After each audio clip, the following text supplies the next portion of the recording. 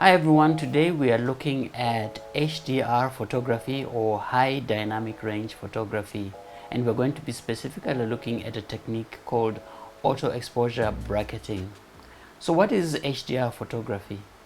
This is photography that refers to the ability to capture details in the darkest shadows of a scene and the brightest highlights of a scene. Some scenes, like a bright sky for example, and shadow interiors, have a wider dynamic range than your camera can actually capture in just one shot. And this is where HDR photography comes in, or HDR techniques come in, like exposure bracketing. Exposure bracketing involves taking multiple shots of the same scene at different exposure levels.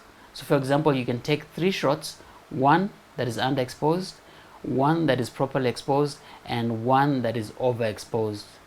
And then together you blend them and create an HDR image in your software, and that image then retains details in both the shadows or the darker parts of your image and in the highlights or the brighter part of your image. So let's set up our Canon EOS-R for bracketing. The first thing we want to make sure is that your ISO is at its lowest so that you don't get too much noise in the shadows, and so I've got mine set at 100. Next we want to go into our menu, so we want to go onto this fifth item, the orange custom menu item, and then there are 3 things that we want to make sure we set.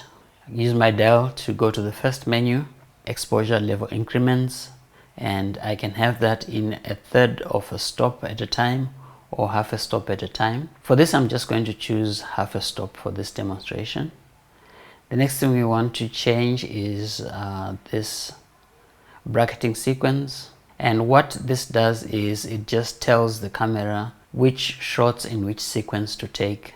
So when you have the 0, minus and plus, it means the first shot it's going to take is going to be the normal exposure, the second shot it's going to take is going to be the underexposed exposure, and the third one is going to be the overexposed. And if you do this one, the second one, then it will take the underexposed first, the normal, and then the overexposed one.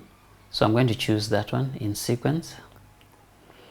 And then the last thing we want to change here is the number of shots that we're going to take, and you have a choice of 3, 2, 5 and 7.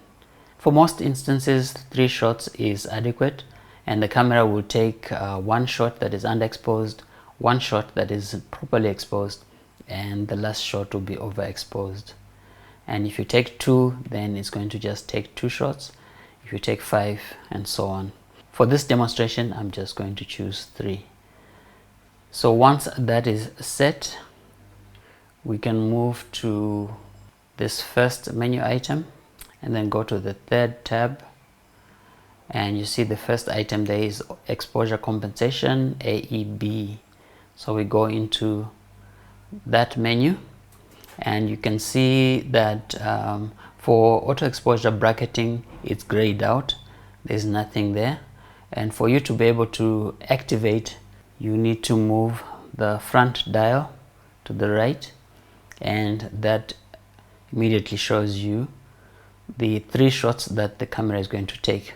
1 at 0, normal, and then to the left you've got 1/2 a stop to the left and 1/2 a stop to the right. For our demonstration I'm going to go all the way out to 3 stops brighter and 3 stops darker.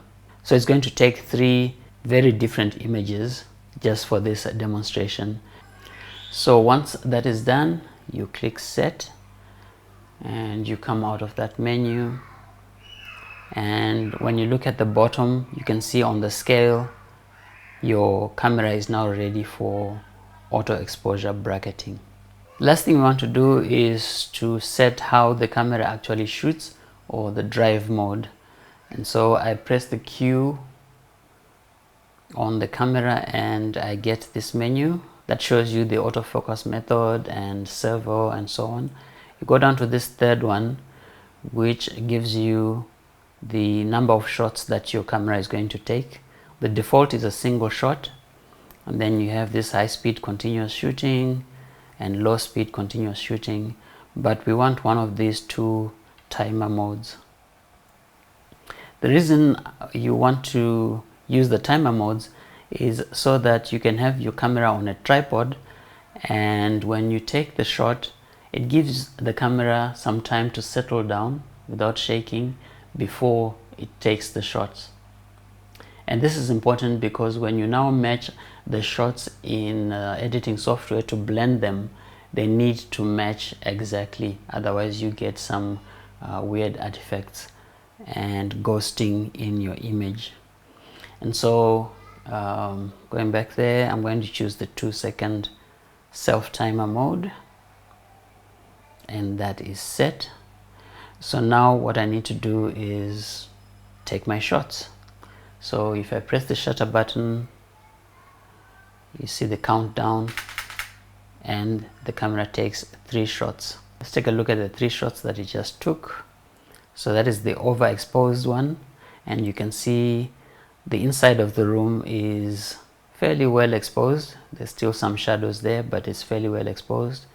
This is what the camera was going to shoot as the normal exposure, and then this is the underexposed photo.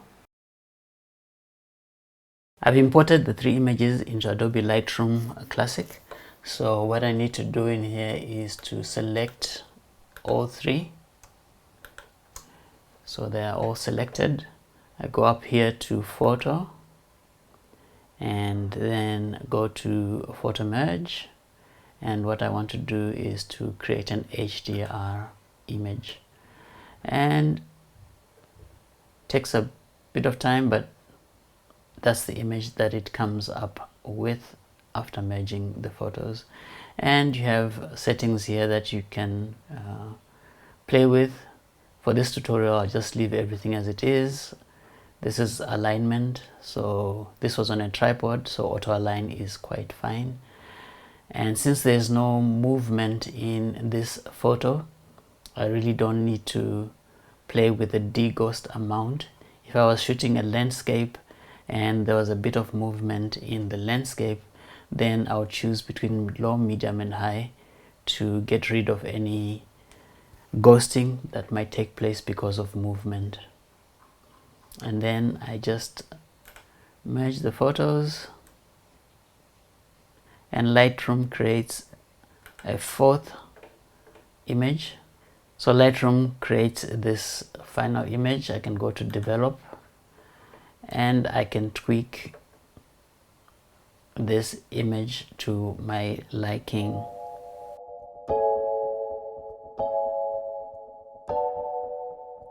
So if we compare this underexposed, this overexposed, this normal exposure according to the camera, to the final product that you get from merging the 3 images.